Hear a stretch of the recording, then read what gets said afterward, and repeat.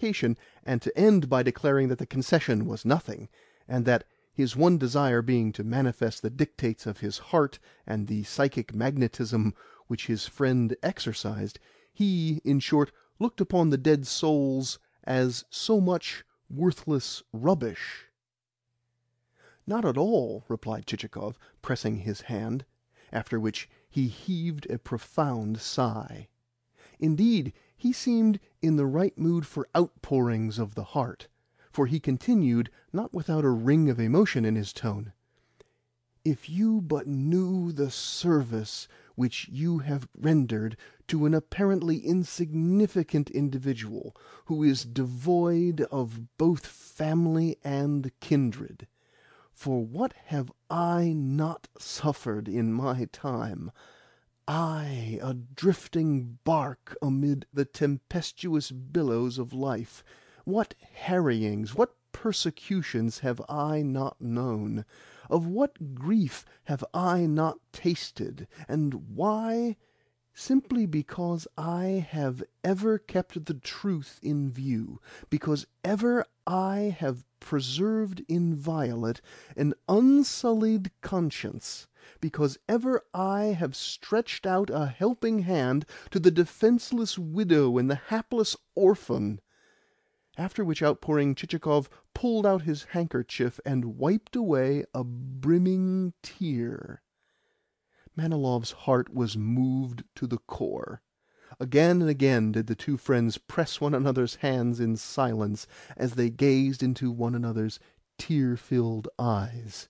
Indeed, Manilov could not let go our hero's hand, but clasped it with such warmth that the hero in question began to feel himself at a loss how best to wrench it free, until, quietly withdrawing it, he observed that to have the purchase completed as speedily as possible would not be a bad thing, wherefore he himself would at once return to the town to arrange matters.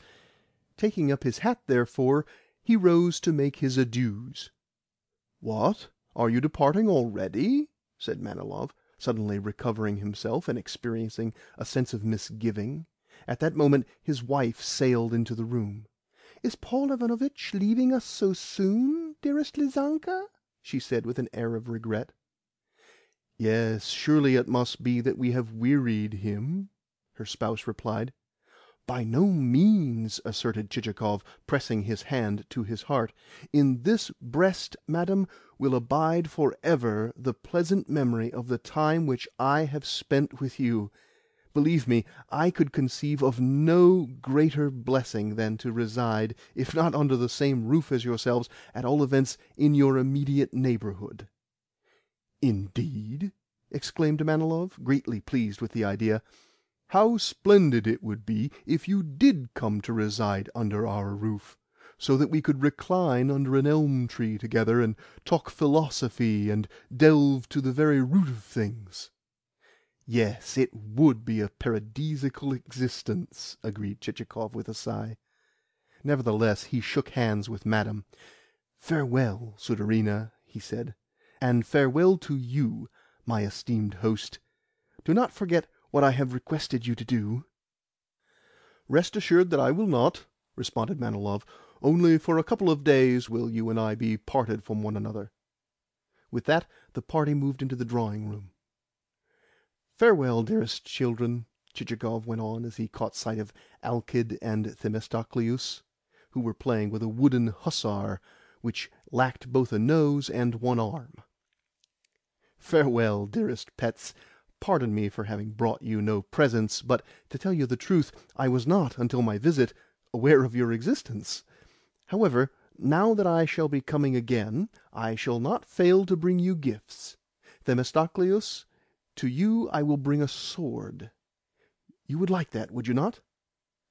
"I should," replied Themistocleus. "And to you, Alkid, I will bring a drum. That would suit you, would it not?" And he bowed in Alkid's direction. "Yes, a drum," lisped the boy, hanging his head. "Good. Then a drum it shall be. Such a beautiful drum! What a tarung and a tarat-tat-tarang you will be able to kick up! Farewell, my darling. and kissing the boy's head, he turned to Manilov and Madame with the slightest smile which one assumes before assuring parents of the guileless merits of their offspring. "But you had better stay, Paul Ivanovitch," said the father, as the trio stepped out onto the verandah. "See how the clouds are gathering." "They are only small ones," replied Chichikov. "And you know your way to Sobakevitch's?" "No, I do not, and should be glad if you would direct me."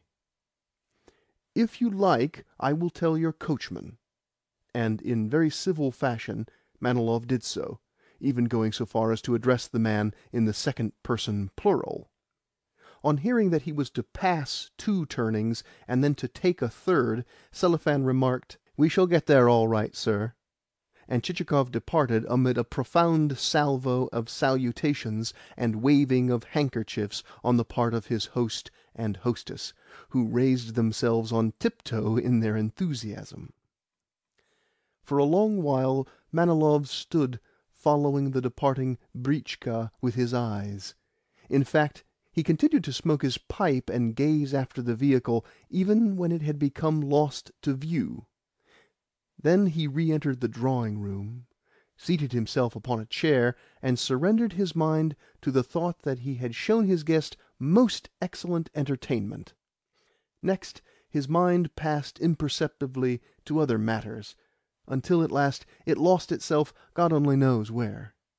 He thought of the amenities of a life, of friendship, and of how nice it would be to live with a comrade on, say, the bank of some river, and to span the river with a bridge of his own, and to build an enormous mansion with a façade lofty enough even to afford a view of Moscow. On that façade he and his wife and friend would drink afternoon tea in the open air, and discuss interesting subjects, after which, in a fine carriage, they would drive to some reunion or other, where with their pleasant manners they would so charm the company that the Imperial Government, on learning of their merits, would raise the pair to the grade of general, or God knows what, that is to say, to heights whereof even Manilov himself could form no idea. Then suddenly Chichikov's extraordinary request interrupted the dreamer's reflections, and he found his brain powerless to digest it, seeing that, turn and turn the matter about as he might, he could not properly explain its bearing. Smoking his pipe, he sat where he was until supper time. End of Part 1, Chapter 2.